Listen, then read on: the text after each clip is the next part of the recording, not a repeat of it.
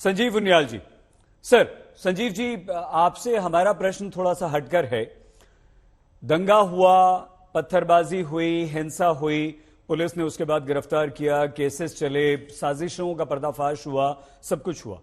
लेकिन जो बात डॉक्टर विक्रम सिंह कह रहे हैं कि गरज के साथ छींटे पड़ेंगे अन्यथा मौसम साफ रहेगा, क्या यही हमारी इंटेलिजेंस रह गई है सर? क्या वहां पर कोई बदलाव आपको नजर नहीं आता है कि करना चाहिए? और आपको लगता है संजीव सर कि पहले ही इन घटनाओं को, इस तरह की घटनाओं को जो हमें दिख रही हैं भविष्य में, जिनका हम अनुमान लगा सकते हैं, उन्हें रोका जा सकता है? और अगर हां तो इनके लिए दोषी कौन?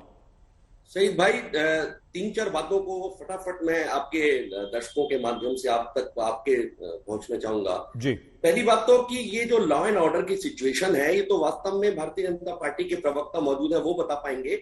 हाँ, ये जरूर है कि जैसे चाणक्य कहा करते थे कि शासनम दंडेन, शासन दंड से चलता है, और आपकी अगर इंटेलिजेंस फेल होता है तो कहीं ना कहीं सेल्फ इंट्रोस्पेक्शन करना चाहिए सरकार को।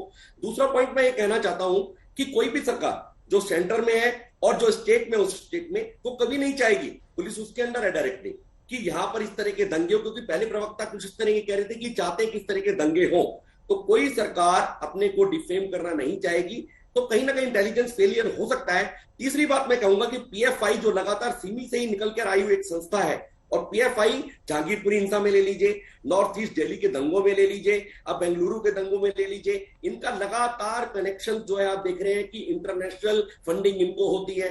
तो मुझे लगता है पीएफआई को बहुत स्ट्रिक्ट तरीके से लेना चाहिए, और जिस तरह के लोग इसको पनाह दे रहे हैं धर्म के नाम पर, उनको जबरदस्त तरीके से उनको भी कैच करना चाहिए, उनकी लिंक निकालना चाहिए कि इनके साथ क्यों इनका लगातार सहयोग रहा करता है। और जहां तक रही पॉलिटिकल पार्टी की बात, भारतीय जनता पार्टी की, मुझे लगता है कि बहुत अच्छा कदम है, सराहनीय कदम है। अगर किसी भी व्यक्ति को, आज मैं आपके चैनल पर आया हूं, चैनल पे मुझे आधे घंटे पहले बताया गया, तो मुझे कोई नहीं बताएगा, या किसी भारतीय जनता पार्टी के किसी कार्यकर्ता किसी को भी ये नहीं बताएगा कि आपको ये बोलना है। तो मुझे लगता है कहीं ना कहीं अपनी लाइन से स्पर ऑफ द मूवमेंट अगर कोई व्यक्ति कुछ कहता है तो उसके पर्सनल व्यूज होते हैं। ये प्रूव कर दिया जब उनको निष्कासित किया गया नुपुर शर्मा को, कि उनके पर्सनल व्यूज थे, स्पर ऑफ द मूवमेंट उनसे हुआ है।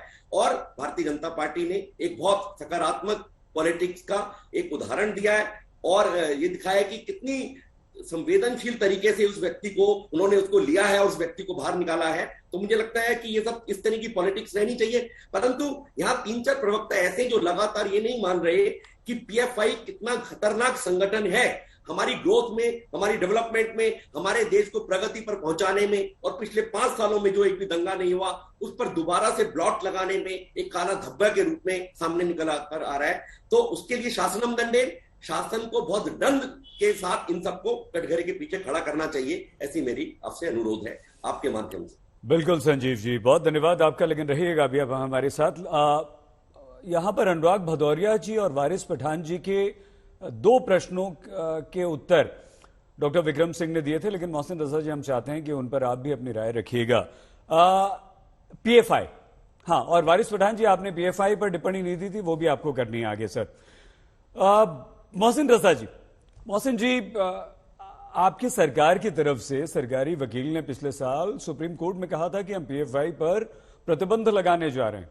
केंद्र सरकार की तरफ से भी बात उठती है। आप सिर्फ उत्तर प्रदेश के प्रवक्ता इस समय नहीं हैं, बल्कि बीजेपी को भी आप रिप्रेजेंट कर रहे हैं।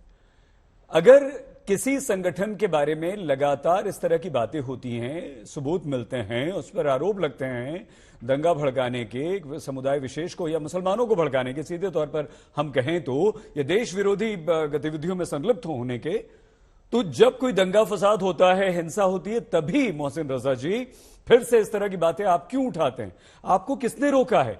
केंद्र में आपकी सरकार है, राज्य में आपकी सरकार है, मध्य प्रदेश, मतलब अधिकतर राज्यों में आपकी सरकार है। बैन कीजिए, उसे मौका क्यों दिया जाता है सर उठाने का? मोहसिन रजा जी। देखिए सही जी, आपने बहुत अच्छी बातें उठाई और मैं चाहता हूं कि विस्तार से मैं भी बात रख दूं, सभी लोगों के प्रश्नों का जवाब भी आ जाएगा। और हम सबकी जिम्मेदारी है कि देश को सुरक्षित रखा जाए। जिस तरह से आप आज देश आदरणीय मोदी जी के नेतृत्व में और आदरणीय अमित शाह जी जब से उन्होंने गृह मंत्रालय संभाला है, तो देश में सुरक्षा का बहुत अच्छा वातावरण हो गया है। आतंक बहुत तेजी से खत्म हुआ है देश के अंदर, जब से 370 हटी है उसके बाद से। ये जो पीएफआई की बात आपने की है, सीए एनआरसी के दौरान जब धारा 370 कश्मीर से हटी, आदरणीय अमित शाह जी के वक्तव्य के बाद और सारी चीजें सामने आई, तो पीएफआई सक्रिय हुई और हमारी एजेंसियों ने पैनी नजर रखी। और सीए एनआरसी के दौरान और जो पैटर्न निकल कर आया, चाहे दिल्ली के दंगे रहे हों, लखनऊ, उत्तर प्रदेश में भी कई जगहों पर इन्होंने प्रयास किया, लेकिन हमारी सुरक्षा एजेंसियों ने नाकाम भी किया। हम प्रमाण के साथ में उनको तो बैन करेंगे ही करेंगे, हमारा केंद्र में गृह मंत्रालय करेगा ही करेगा, लेकिन हम उन लोगों को भी बिहाइंड द बार करेंगे जो पीएफआई सीमी से निकलकर पीएफआई में आए, और जैसी कई संगठन हैं जिसमें हम नाम लेना चाहेंगे, all India Muslim personal law board भी है, उनके साथ तो सिमी से निकले हुए संस्थापक अध्यक्ष उनके साथ में।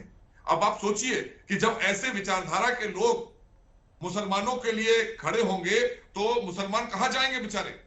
उनको तो देश की सरकार ही बचाएगी ना।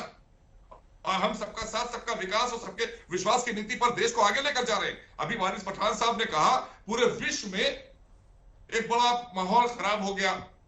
यही वो देश है वारिस पठान जी, आप मेरे भाई हैं, हम और आप दोनों कलमा पढ़ते हैं हुजूर सल्लल्लाहु अलैहि वसल्लम का। आपने देखा किस तरह से हमारी पार्टी का बयान आया, और सबसे बड़ी बात ये राम के देश में मोहम्मद का सम्मान है, आज से नहीं है, आजादी से है।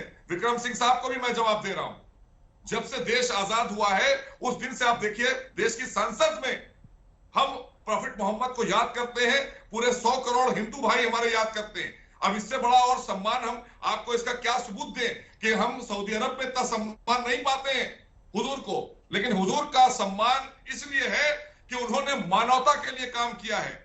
मानवता के लिए जिसने भी काम किया, प्रॉफिट मोहम्मद के नवासे इमाम हुसैन की आपने कुर्बानी देखी, अरब में हुई, लेकिन 10 मुहर्रम को छुट्टी हिंदुस्तान की हमारी संसद से डिक्लेयर हुई है। तो ये आपको हमें बड़ा दिल करना पड़ेगा, इस पर बहुत गौर करना पड़ेगा कि ये सब बातों पर हम ये नहीं कह सकते कि एक समुदाय के लिए ऐसा किया जा रहा है।